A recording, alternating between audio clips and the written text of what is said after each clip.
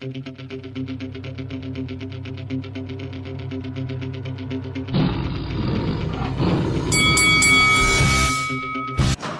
this is Eddie Hearn, and you're watching Lights Out. Hamzah Sheeraz puts on a career best performance by stopping Liam Williams in round 1. Could it be a world title shot next for Sheeraz, or could huge domestic showdowns with the likes of Nathan Haney, Liam Smith, and even Chris Eubank Jr. be his next move? Anthony Yarde takes a step closer to a huge domestic showdown with Josh Buatsi. Teofimo Lopez retains his world titles, but there's a lot of controversy surrounding the overall decision, and Devin Haney is set to defend his world titles against Ryan Garcia. This is Faisal Khan for Lights Out, proudly sponsored by Spartans Law, and this is podcast 73 of the Lights Out Boxing Podcast. That's right, number 73. With me, as always, delighted to be joined by my right-hand man, Mr. Mohsin Guksher, aka Ron. A pleasure as always, Ron. Good to have you back.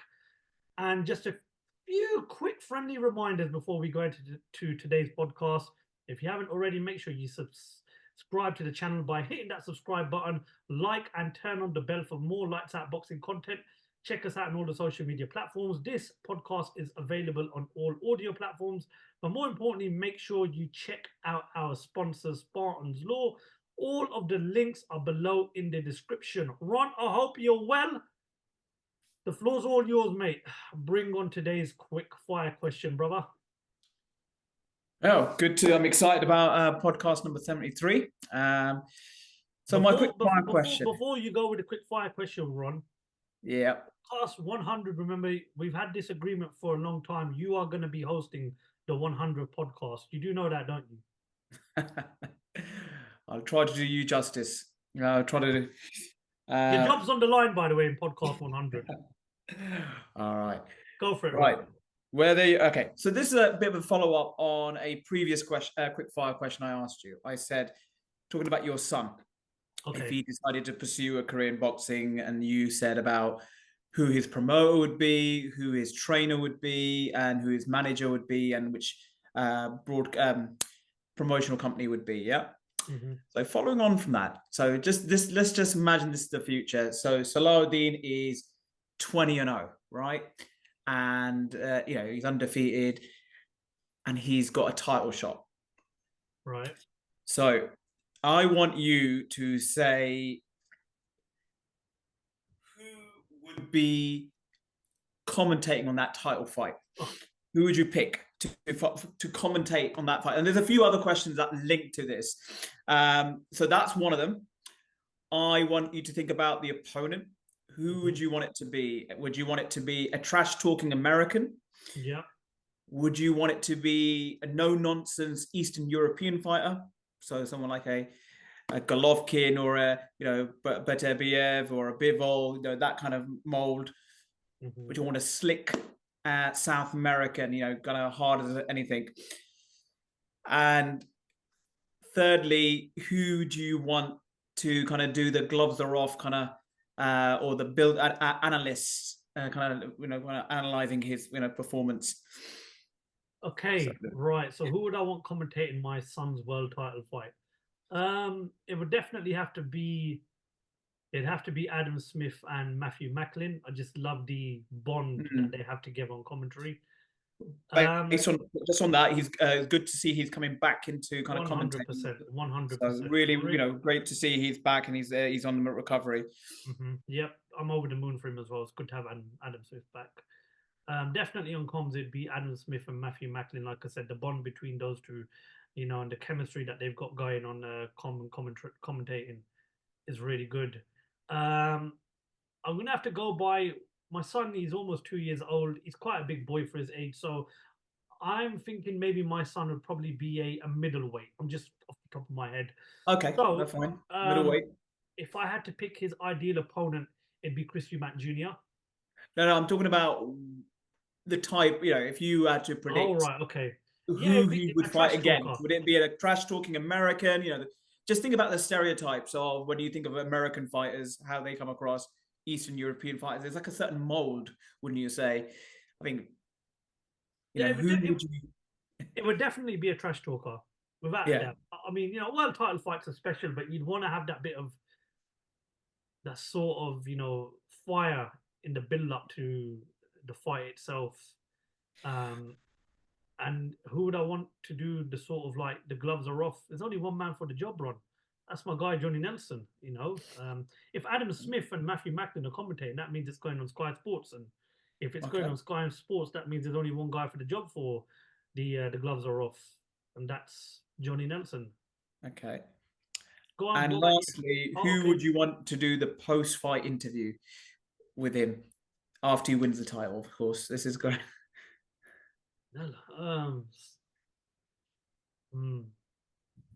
What's the guy that proper rips into Adrian Broner after every fight?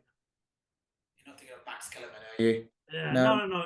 I can't think of his name, but I'd have to go. But yeah, it'd be Max Kellerman. Definitely Max Kellerman. Not a Larry Merchant. Larry Merchant, maybe. There's another guy that just every time he interviews Adrian Broner just proper winds him up.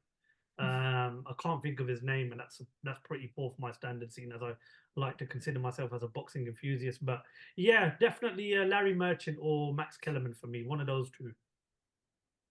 What about you? Okay, I'm just trying to think. I've got two girls. If my daughter was going for a title fight, it's going to be a trash talking American. I think they know how to sell a fight. That would be the first one. I've always loved Adam Smith. You know, he's a voice of boxing, as you've always called it. Who I would want to do the face off, you know, that kind of whole intro, it's going to be Max Kellerman. Love that. I think that's where I first started kind of really getting into that. Post-fight interview, you know, I like Bunce. Steve Bunce, I think. Yeah. Fight, you know, it's brilliant fight on BT Sports. Hamzah Sheeraz is quality. Yeah. So I mean, these are the people that I would kind of really like. I mean, I'm a bit disappointed, Ron, because I thought you were going to say me to do the post-fight interview, but fair enough. Yeah, you're going to be. You could do the. Yeah, I mean, that's not a bad shout. You know, no, Ron. I could see Lights Out picking up in a few years' time, so you got time, you know, to take over Bunce's job. You know, it's about time somebody took over from Steve Bunce. Great quick fire question, Ron. I'm definitely looking forward to the one you bring next week, and of course, we'd love to get the viewers involved. So make sure you put your comments in the comment section. Get involved with our quick fire question.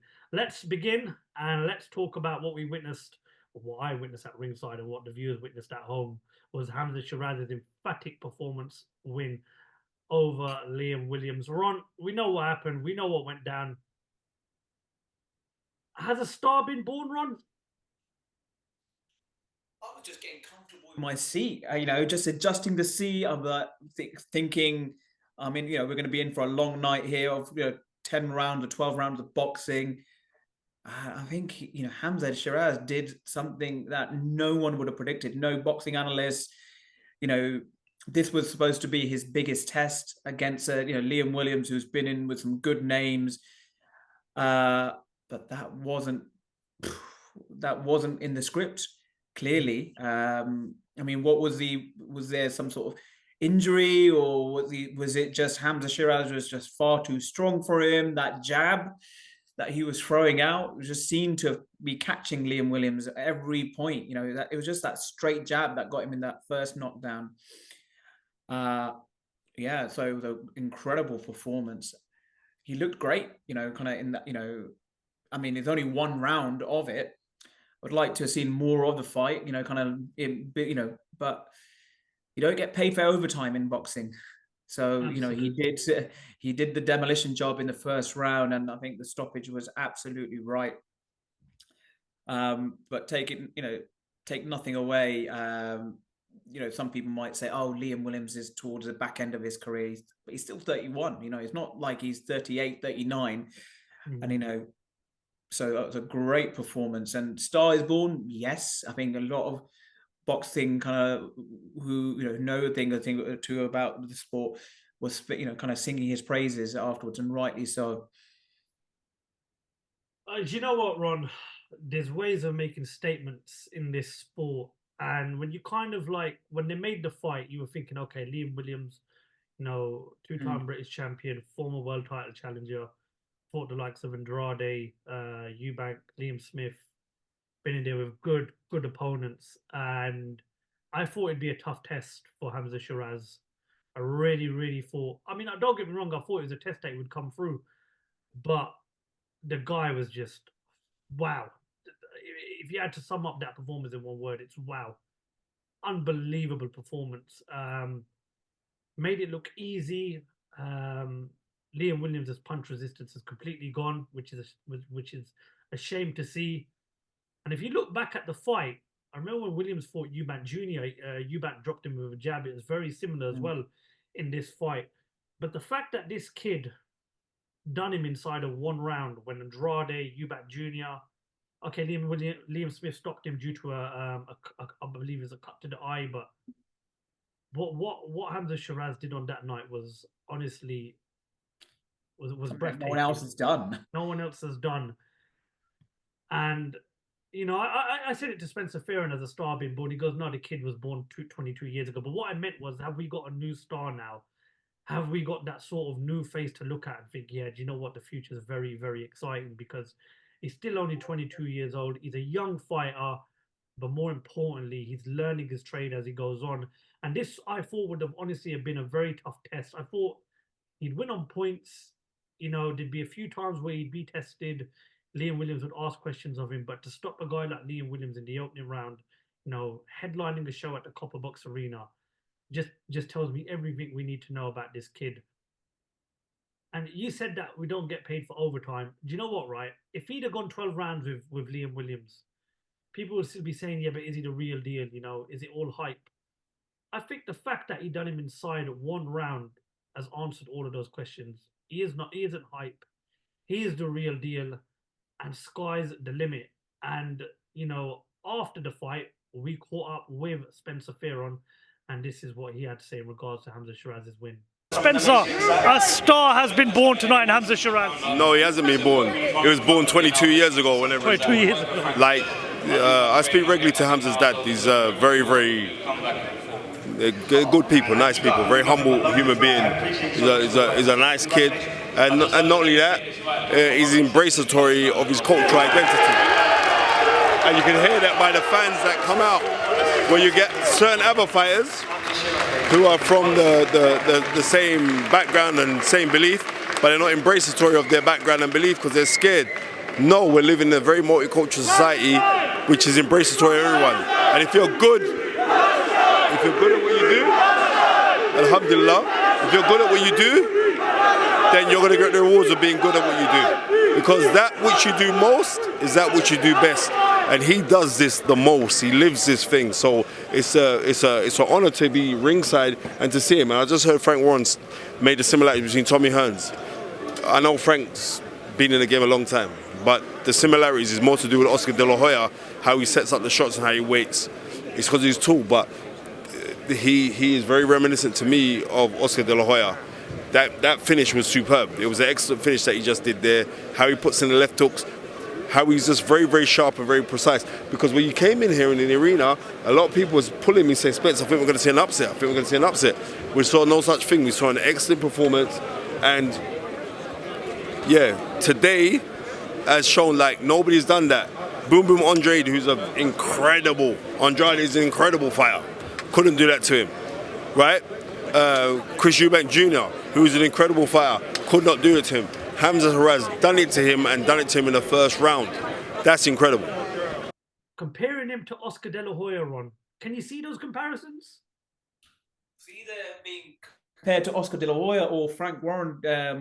What was it? Leonard? No, who did he compare? Sorry, say that again. Thomas Hearns. Wow. I mean, whoever those are two top names in boxing, legendary status, Hall of Famers. Early days, because he's still 20, he's only 24 years of age. I mean, 24. Yeah, 24. But the guy is massive, like 6'4", and to put on a performance like that.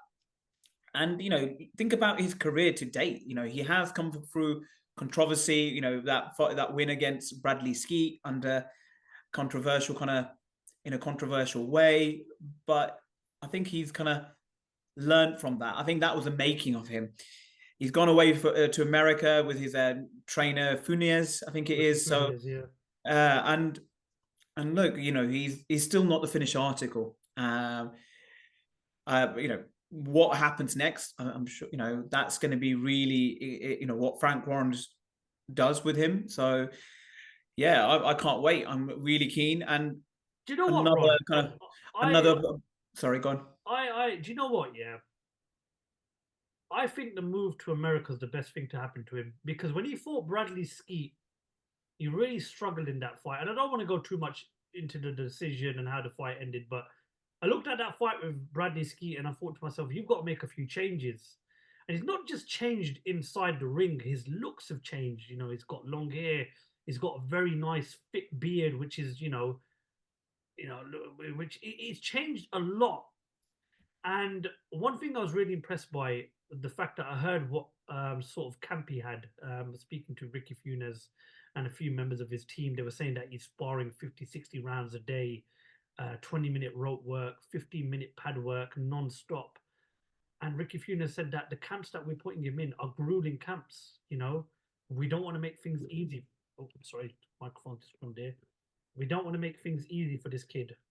And the fact that they're doing this, and the fact that he's changed a few things. I mean, I know changing your looks is not a big thing in boxing, but in my opinion, right, he's gone from that sort of babyface fighter to this guy that they're trying to mold into a killer. And I think that could be beneficial to his career, because listen, the tests now after this fight are going to be bigger and they're going to be better tests as well. There's no doubt about that. I'm glad that he's made these simple changes, i.e. going out to America, working closely with Ricky Funes, you know, endless amount of sparring. He's come back, he's got the long hair, he's got the big beard. And I honestly cannot wait to see how the rest of this guy's 2024 pans out, because, you know, we talk about Adam Azim, you know, we talk about Caroline Dubois, we talk about, you know, all these young proper fighters that we've got coming through. But, you know, when we've mentioned those fighters in the last few weeks, unfortunately, we haven't mentioned Hamzah Sheeraz enough. I said on the last podcast that he's my pick to be the sort of breakout star of the year. I honestly think this kid's going to be an absolute superstar. Frank Warren's comparing him to Thomas Hearns. You've got Spencer Fearon saying he reminds him of Oscar De La Hoya. My advice is very, very simple to Hamzah Sheeraz. Build your own legacy. Don't get me wrong, it's good being compared to these fighters, but you're never going to get another version of these fighters. And if the Hamzah Sheeraz who turned up on Saturday night continues to do what he did on Saturday night, we will well and truly say we are witnessing the one and only Hamzah Sheeraz. The beauty of Hamzah Sheeraz's run is what's next. Now, we did a poll on our Instagram. Okay, we asked the viewers, is it Nathan Haney? Is it Chris Eubank Jr.? Is it Liam Smith? Is it Liam Williams? 33% of those votes went towards Chris Eubank Jr. Now, we saw after the fight Frank Warren saying that he'd love to make the Chris Eubank Jr. fight. As you said, he's only 24 years old. He's just come through his first real test. What do we do next with Hamzah Sheeraz, Ron? I'd love that fight with Chris Eubank Jr. You know, time. I mean, with good matchmaking, is making those fights at the right time. Eubank Jr. is probably in the back end of his career. You know, he's only got a few more fights left. Sheeraz is at the kind of just coming into his peak best years of boxing, 2024. So, and he's only going to get better and better. But I don't think Chris Eubank Jr. will fancy that. You know, it won't make him that money that he's probably seeking. He's looking for good paydays, and in my opinion, I don't think he will take that. He would go for a Golovkin. He would go for a, you know, someone a bit more high profile. Domestically, you know, Hamzah Sheeraz is doing excellent. I mean, you've got it depends on Frank Warren. Frank Warren thinks really highly of him. I mean, does he take him to the US and test him out there? I mean, if he wants to does he fight at the British domestic level against the Heneys, or you know, he was touted to fight Denzel Bentley at one time as well. So does he clean up there? I don't know. There's 4 fights I like next for Hamzah Sheeraz. The first one that I really like is Ammo Williams on the Queensbury versus No, that Matchroom sounds card. good. Yeah, I like that I one. believe those two guys are the sort of future of the 160 division. The second fight that I really like is Nathan Haney in Stoke for the British title. I want to see Hamzah Sheeraz taken out of his comfort zone, take him away from London. You know, they're saying that they're trying to get Nathan Haney a fight in Stoke. I think that'd be a great test, not just for Nathan Heaney, but also Hamzah Sheeraz. And I don't think fighting in Stoke against Nathan Heaney in his hometown would phase him that much. But it'd be good to see how he reacts in that sort of environment. The third fight I like is Denzel Bentley. I still think that's a great fight. And the fourth fight I like is Felix Cash. However, I think if we're gonna know who the next face of the 160 division is, because Eubank Jr., Liam Smith, Golovkin, these are all fighters that are not getting any younger. We need to start now looking at the future of this division. Janabek holds the world title. I want to know who's the face of the 160 division in 2-3 years' time. And I think the answer to that is make the fight of Ammo Williams and Hamzah Sheeraz. Put it on the Queensbury versus Matchroom undercard. Ammo Williams fought a few weeks ago. Hamzah Sheeraz fought last weekend. That card is on June? That's 4 months to prepare for that fight. That's a great fight. You think about it, an undefeated American against an undefeated British fighter on a card that has got so much popularity, especially with, the supposed main event being Better Beer versus Bivol. Think about it, Ron. It's Queensbury versus Matchroom, but what a cracking fight that is. That's a fight I'd love to see. That's a fight I'd pay to see. I'd book that if that was a box office fight, even though they've not won a world title. They're still early on in their career. You're sort of going to find out who the face and the future of that division is. But is that something Eddie Hearn and Frank Warren might entertain, Ron? I mean, you made a good argument for it, and I think you've probably hopefully given them some ideas about putting that on the Saudi undercard, and Hamzah Sheeraz being of Muslim faith as well, so he would sell in Saudi. So don't see why not. Well, whoever he fights next, I'm really, really excited. I'm excited about this kid. He's got so much talent. He's got so much going for him. And I did say it last week, Ron, he is my breakout star of the year. And I believe this kid is going to have an amazing 2024. We'll move on because on that same card, Anthony Yarde came through Marko Nikolic. He stopped him in round 3. And, hopefully it moves him a step closer to that Josh Buatsi fight. But first of all, we talk about the performance. Listen, we all expected Anthony Yarde to win, but he can only beat what's put in front of you. Thoughts on his performance, Ron? Yeah, I think you just nailed it on his head. Said it was the performance that we expected from him. He's coming back from a defeat, so he just needed to get a credible opponent in to give him some bit of challenge. And we saw some new stuff for him as well. The body shots, wow, they were vicious. Yeah, absolutely. But how much do we learn from that fight? He's still with Tunde Ajayi. So yeah, I mean, we move. I mean, that fight between him and Buatsi, that's what the fans are calling for now. I hope that something like that gets made now. Well, the point you made about the body shots, Ron, I 100% agree with you on that, mate. When you're ringside and you could hear those body shots, David, I was ringside, I saw it, even I felt them. Wow. I mean, the guy has got some unreal power, and that power could trouble any 175 fight. I mean, we saw how uncomfortable he made it for Better Beer when they fought last January. But no, listen, as I said, you can only beat what's put in front of you. I thought it was a good performance. 3 rounds under his belt. Maybe probably wanted a few more rounds. And yeah, obviously now they're talking about what's next. Josh Buatsi was there on Saturday night. We've seen them two together at previous shows. Is that the fight to make next? Possibly. But, look, someone said that someone was sat next to me and said, yeah, you'll find out who the number 1 British domestic fighter of this division is when Anthony Yarde fights Josh Buatsi. And I have to agree with that because I think the number 1 fighter, in my opinion, is Callum Smith. All right, fine. So he's not been at light heavyweight long. He's lost a world title crack in the light heavyweight division. But out of all the current British light heavyweights, Callum Smith's the only one to be a former world champion. And as far as I'm concerned, you know, he's had the bigger fights, he's had the better fights, and he's achieved more. And I'm not knocking Buatsi versus Yarde. It's a great fight. It's a fight I'd love to see. But at the same time, in my opinion, the number one fighter in this division right now, domestically, is Callum Smith. So if you're Anthony Yarde right now, if you're Josh Buatsi, is that not the guy that you want to be chasing next? Yeah, I mean, you make a compelling argument for both. So, but the main thing is we see these big fights, these big British heavy. You know, we're very spoilt for choice. That we've got quite, you know, that division is. We've got some really credible kind of names in that division. So any of those fights that you've mentioned work for me. You know, obviously, let's not forget Dan Aziz, who put in a credible performance as well.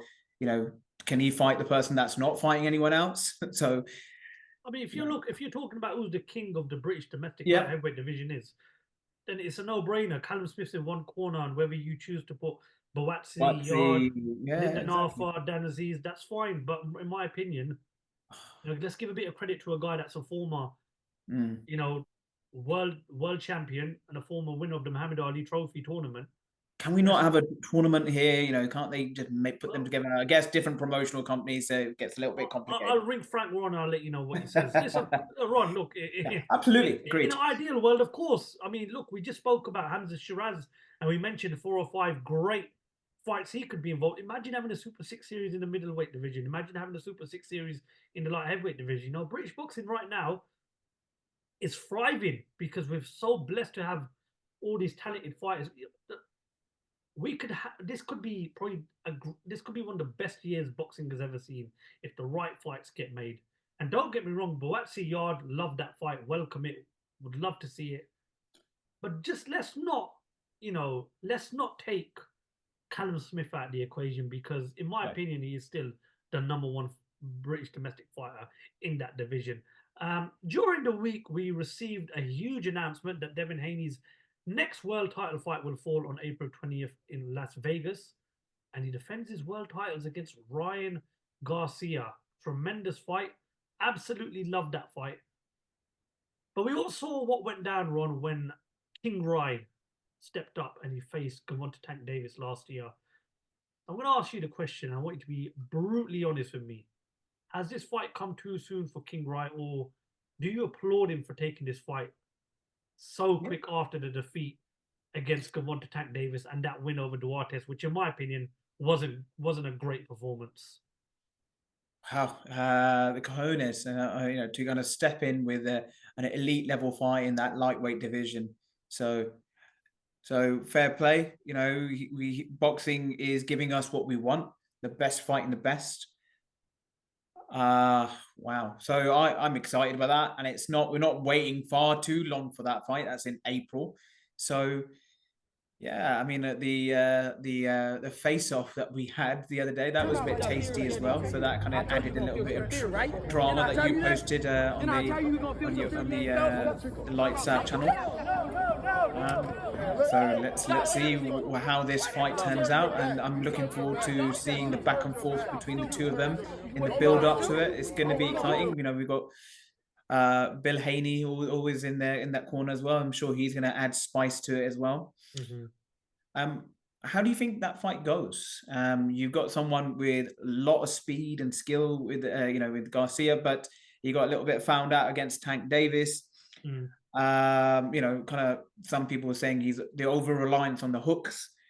Devin Haney, you know, some people call him, you know, that he lacks power. He doesn't have that kind of power, but boxing IQ, none better. I kind of recently heard Adam Azim. You know, Adam Azim knows a thing or two about that division, and he surprisingly made Garcia the favorite in that fight. Okay. What do you make of that?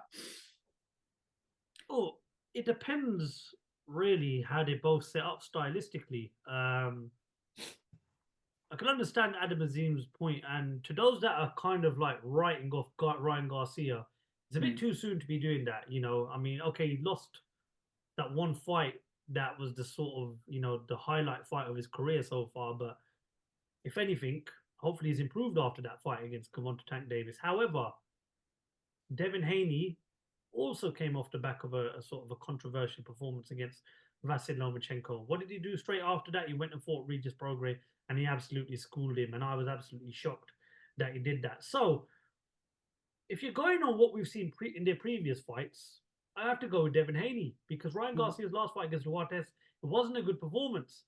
But, you know, we all saw how difficult Lomachenko made it for Devin Haney. Now, if Ryan Garcia can make it a difficult night, he's got a chance. But having said that, I just think that performance against Regis Prograis is only going to make Devin Haney better and better and better. But you don't know. I mean, maybe Ryan Garcia has learned a lot of things since the defeat to Gervonta Tank Davis. Maybe Devin Haney has an off night.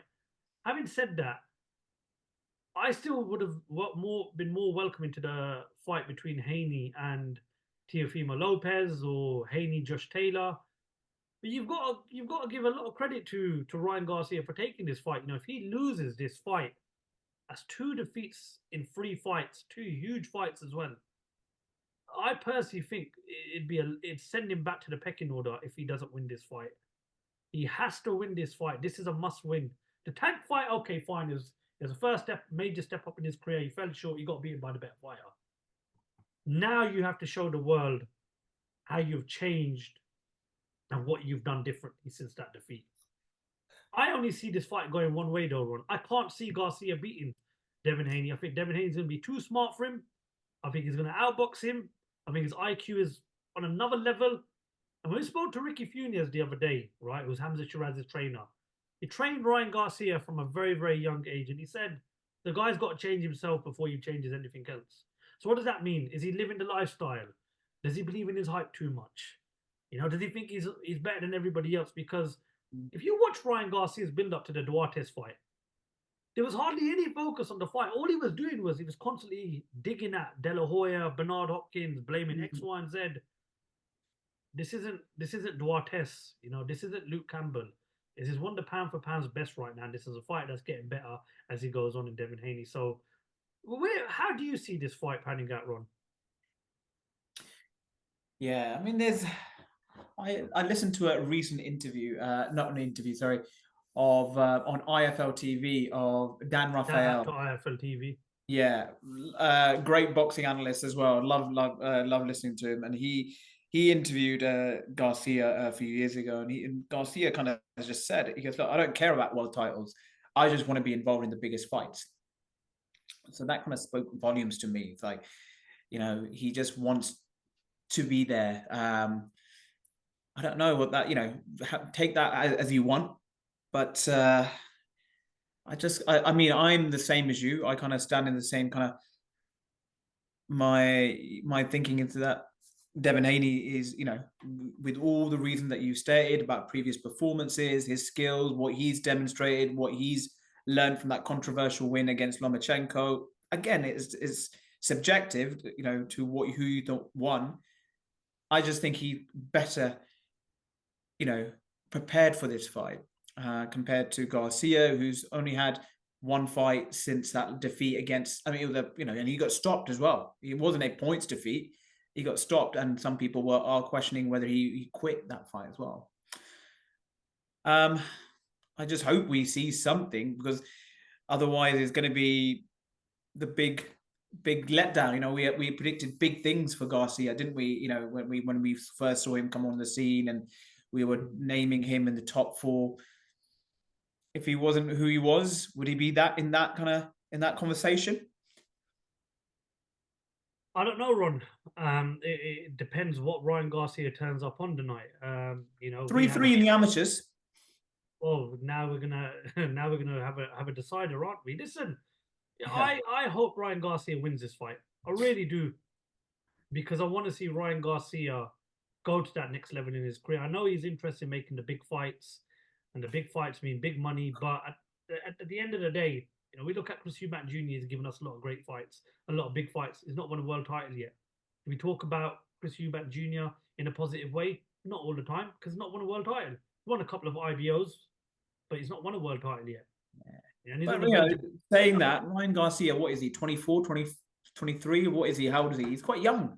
He's a baby in comparison to these boys, you know, the the lightweight division Yeah, candidate. but when you compare other fighters, Ron, in and around that area, in and around that division, Shakur Stevenson, former world champion, Gervonta Davis, world titles, Devin Haney, world titles, Teofimo Lopez, world titles, George Kambosos, world titles. When in 2000, Ryan Garcia had a bit of a stop-start career, hasn't he? yeah, stop starting, stop starting. If you know what I mean, focus on your career. Like you're a talented fighter. You have so much to offer the sport. He's got the looks. He's got the mouth. He's got the talent. He's got the skills. But we don't want to see all that talent go to waste. So hopefully, fingers crossed, we're going to see a good performance on April the 20th in Las Vegas. Speaking of Teofimo Lopez, when he successfully defended his world title against Jamaine Ortiz, but there's a lot of controversy surrounding the result in the end. Teofimo Lopez winning via points decision. Scorecards read 117 to 111 and 115 to 113, 115 to 113. Many people, including myself, had Jamaine Ortiz winning that fight. Now, Spencer Fearon said something after that fight, and he summed it up brilliantly. If you're going to rob someone in boxing, have a bit... even this sounds wrong. Rob them in a nice way. Number one, you don't rob somebody in boxing. Number two, you do not give somebody a 117 to 111 scorecard. What on earth were they watching? Ron, you said it to me years ago, and I agree with you. We need this to happen now. We need judges to start explaining why they've scored fights in a similar way.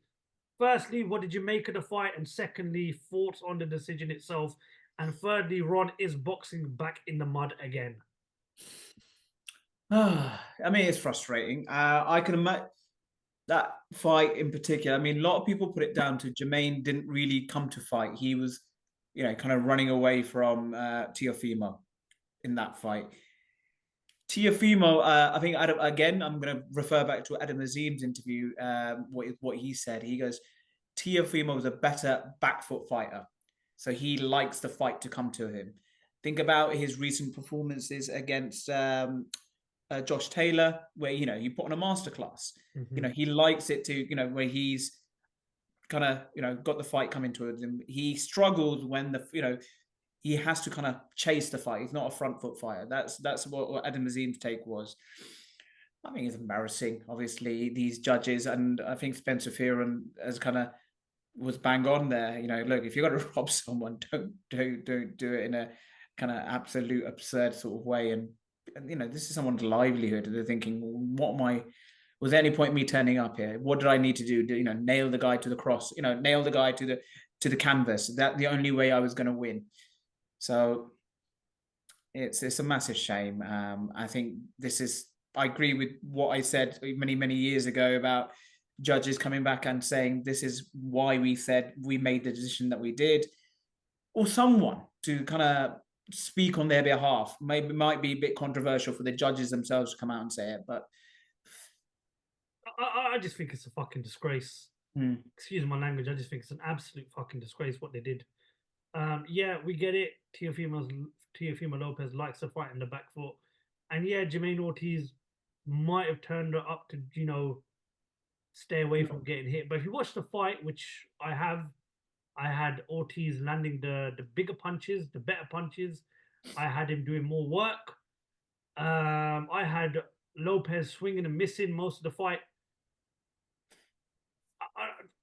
I'm stunned at 117, 111. I mean, like, I can't wrap my head around that. What is wrong? 117, 111. Like, what? Can we please get these judges to start writing up a report after every fight and explain why you scored certain rounds in a certain way? I thought Taylor Catterall 1 was bad enough. This is just 10 times worse. 117, 111. It's a disgrace, Ron. An absolute disgrace. Fear is getting to you. I told you you're going to feel some fear, right? Didn't I tell you that? Didn't I tell you you're going to feel some fear you ain't felt? No. Stop everything. You turned your back. You turned your back. Stop that shit. You turned your back. Stop stupid. What you want to do? So it's just, it's very disappointing. Very, very disappointing. And as I said, Ron, you said it years ago. Boxing judges now need to sort of start delivering a report of why they've scored certain rounds in the sport. But can you see the sport of boxing taking that route, Ron? I think, I hope so. I mean, boxing has been like this way for many, many years. You know, there's been some really controversial kind of decision points, wins, or so. Look, otherwise people will switch off and think this is a fix. This is set up. They want a particular fighter to win because he will probably go on to make more money. People won't. I mean, sadly, people won't remember Jamaine. From that fight, they'll talk about Teofimo, and people, that fight will be forgotten. He will move on to bigger fights and bigger tests. And this guy who's got a loss on his record, he has to build himself back up again. Yeah, well, I agree, mate. I honestly agree. Unfortunately, can't see Jamaine Ortiz getting an opportunity like that for a very, very long time. But one thing I'm hoping it does do is it wakes up Teofimo Lopez a bit, and I hope they go back to. I mean, he's either when he's really hot, Hmm. and when he's cold, he's really cold. So yeah. I mean, look, if I'm not doubting he's a great fighter. No. You only look at the fights with Josh Taylor, and you look at his performance against Vasyl Lomachenko. I don't know. I mean, Cambosis, then he lost that fight after that. Hopefully this is an eye opener because I thought he got very, very lucky last week. But I just hope and I pray this sport sorts itself out, because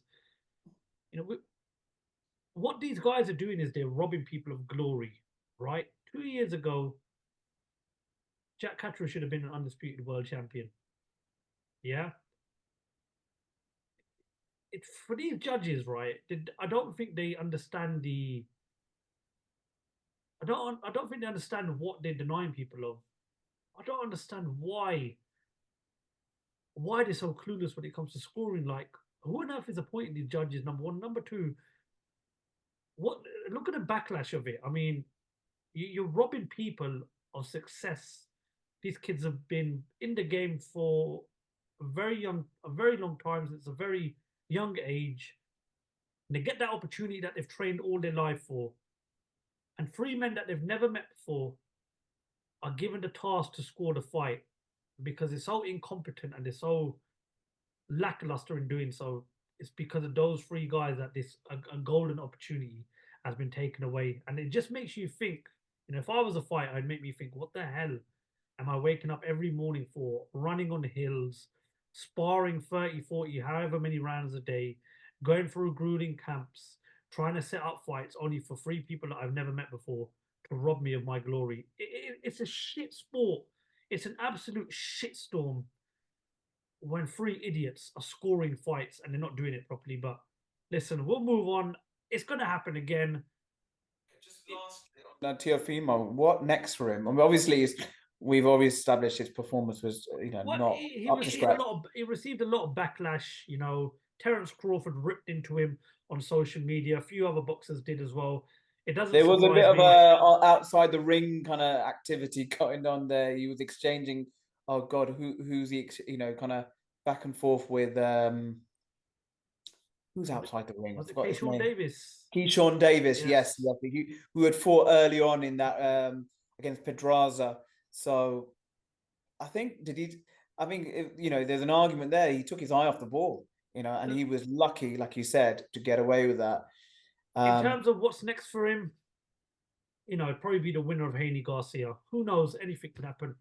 He might retire again. We don't know. But nonetheless, I thought you got very lucky on Thursday night, and hopefully not moving up to 147. No.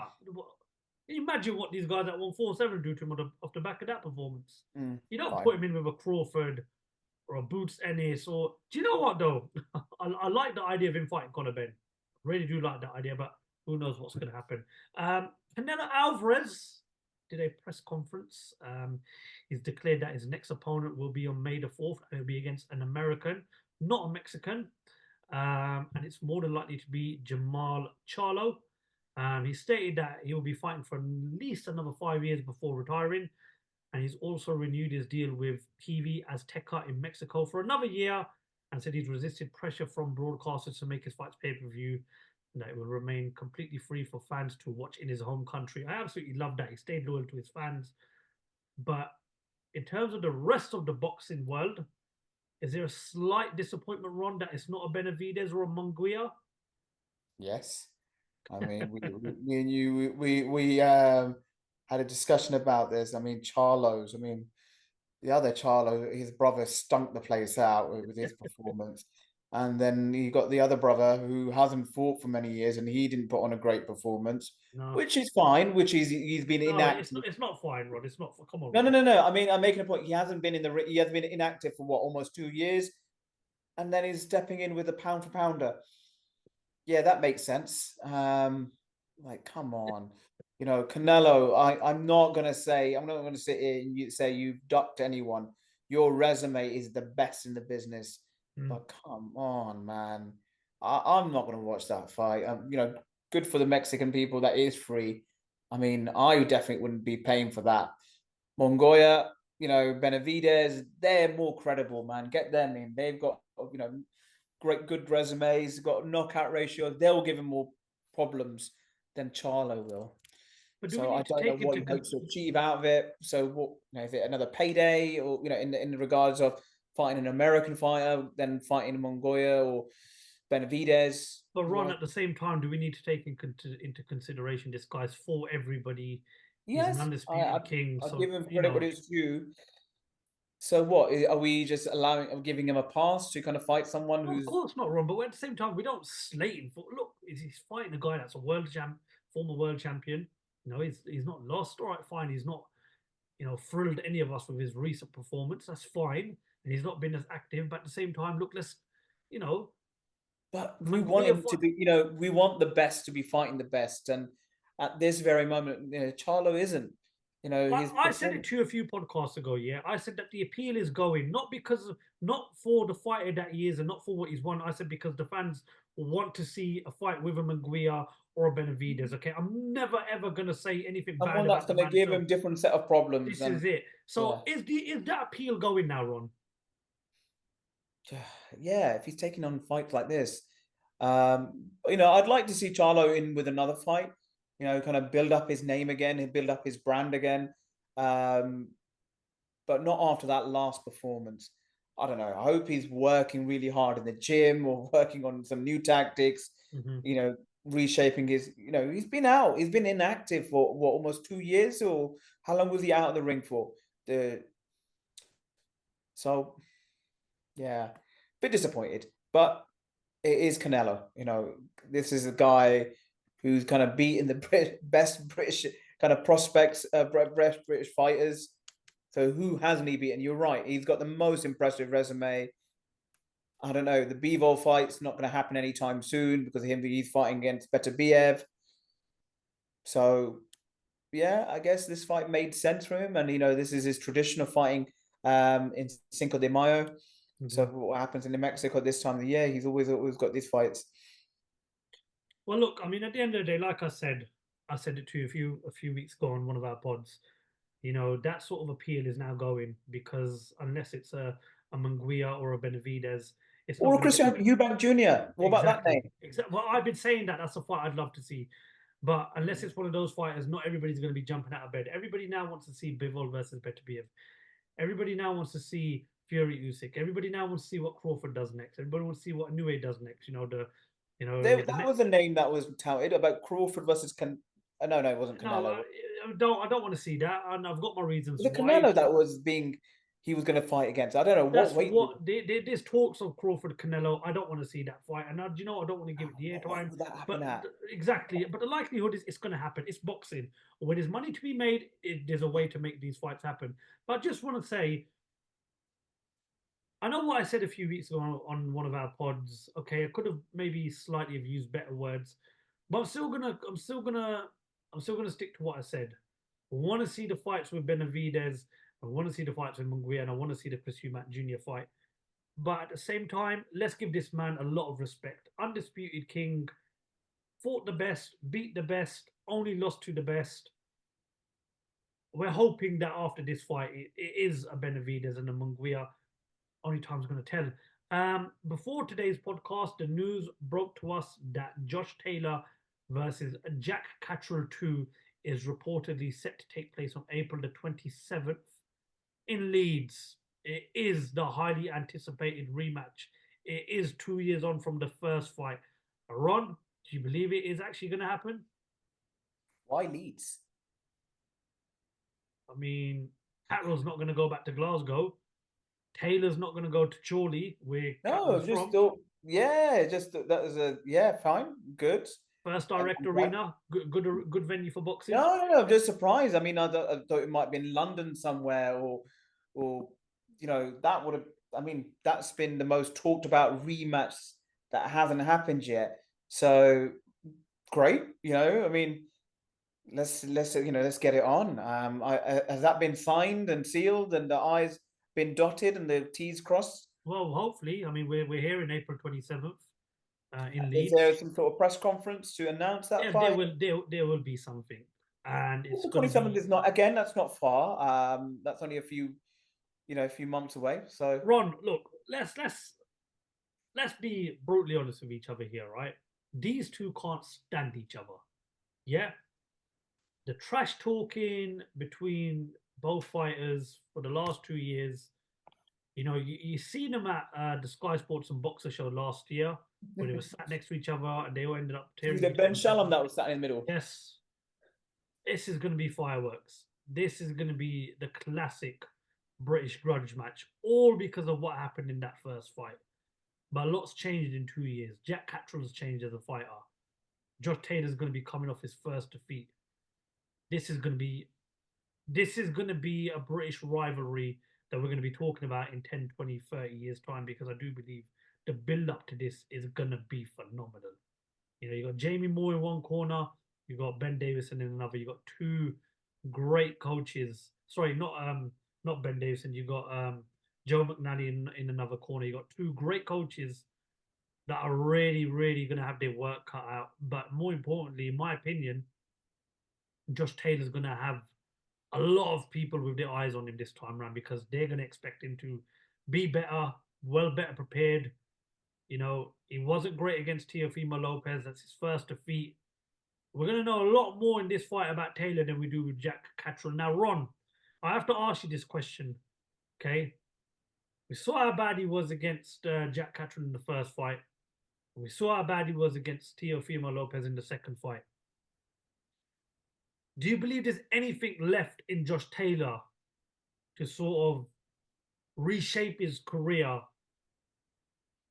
and become a world champion again? But more importantly, can he beat Jack Catterall in this rematch? Yes. Don't do what Josh Taylor has done in that division. Was he's won, how many titles did he win in that division? So former undisputed champion, Ron. Exactly. That answers my question there. So let's give him respect. He's been in with some good fights as well. Regis Prograis as well. That's on that card. So I hope so. I hope this. When I'm not going to sit here and write him off. I think he's done he's done Scotland really proud with his performances. He's just come. I don't know. His career's gone a little bit downhill after the last 2 or 3 fights. Obviously, the Catterall fight, which was robbery, and you were talking at length about scorecards being wrong. That was another example of it. So I hope so. I mean, I hope he's got something left in the tank, and we get a great, spectacle. When these two kind of enter the ring, and finally for that rematch that we've been crying out for. But why did we have to wait bloody 2 years for it? It's boxing politics, Ron. The main thing is happening. Politics. It's happening, and I'm going to take the win there. I'm going to take the win there. It's not a Khan Brooks situation where we're waiting for them to be at the sort of back end of their career. It is happening, and it's going to happen. And fingers crossed, it is April the 27th. And May is shaping up to be exciting times for boxing. Hopefully, we get the Fury Usyk fight, and hopefully we get this fight. But in the, I'm going to compare this to Froch versus Groves, Ron. We all saw what went down in the first fight. We also Howard Foster's stupid decision to stop the fight when he shouldn't have. And we all expected George Groves to do exactly the same when they fought in front of 80,000 people at Wembley. Carl Froch doesn't like to remind us of that, which I don't know why. Do we have to look at that fight and compare it to this and think we are actually going to get a better version of Josh Taylor? And we're also going to get Josh Taylor to do a numbering one in this one, because I like Jack Catterall. I think he's a great fighter. I think he's so talented.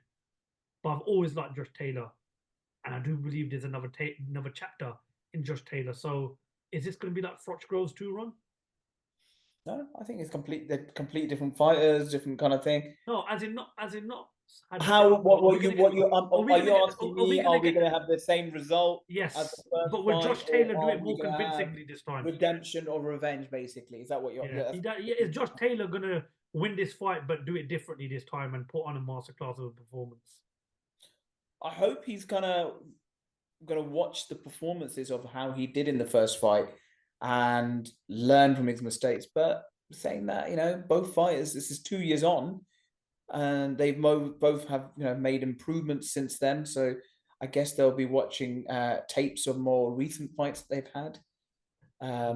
So yeah, I think this is going to be. I think it's going to be a bit of a chess match. I think this fight is. It's going to have its moments where it's going to be all out war, but it's going to be a lot more calculated because they've been in the ring with each other.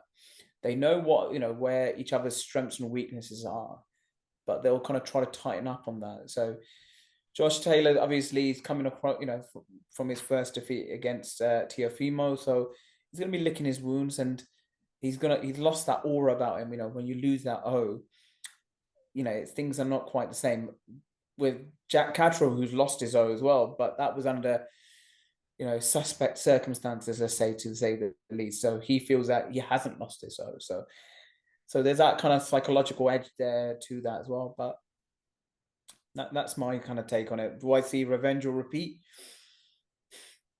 I mean, I'm a big Catterall fan, and I think he got hard done by. So I hope it's revenge. And plus he's he's an English fighter, so I'm gonna side with him.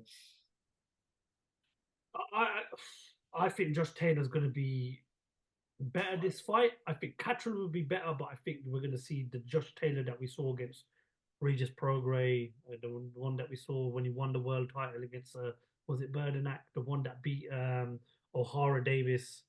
I believe that's the Josh Taylor we're going to see, the one that beat Ramirez as well. That's quite a few years ago that you're asking back. You were hoping for a bit of a time machine for him to capture that.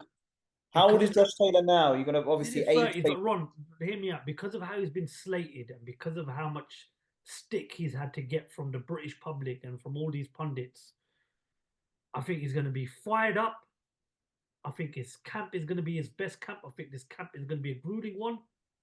I honestly believe Josh Taylor, we're going to see the old Josh Taylor. Maybe not the one that's got the same sort of relentlessness, but we're going to see bits of that old Josh Taylor that's going to come out in this fight. We have to. Because if Josh Taylor turns up the way he did in the first fight, he gets beat, and he gets beat easily. And Jack Catterall is up for this fight. But Josh Taylor has to be the Josh Taylor that we saw against Regis Prograis, against Ramirez. That's the Josh Taylor we've got to see. Yes, he's gotten older, and yes, time's gone on, and yes, he's lost the fight after that. But he's got to have that fire. He's got to have that hunger. He's got to have that desire in his belly. I honestly believe he underestimated Catterall in the first fight. He cannot underestimate Catterall in the second fight. Where does the winner go from in this fight, Ron? But where does the loser go? But I'm going to ask that question first, if you don't mind. If Taylor loses this fight, I think it's game over. But if Catterall loses this fight, he can rebuild again. So where does the winner go? Where does the loser go? But more importantly, Ron, who wins this fight? Catterall for me. I think this is his moment to shine. This is his moment to correct the wrongs that were done to him. Remember what I said, that he won that fight. His career would have, kind of taken off by now. He would have been challenging for a world title, and he was denied that. He would have had a world title around his belt. Where does the winner go? I don't know. Do they stay at that 140 division, or do they step up to the welterweight division where the money's at?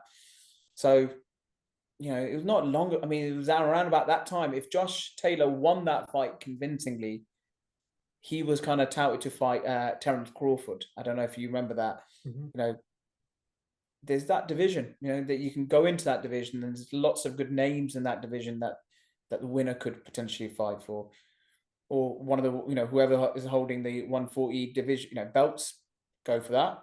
Mm. There's some really good names in that 140 division as well.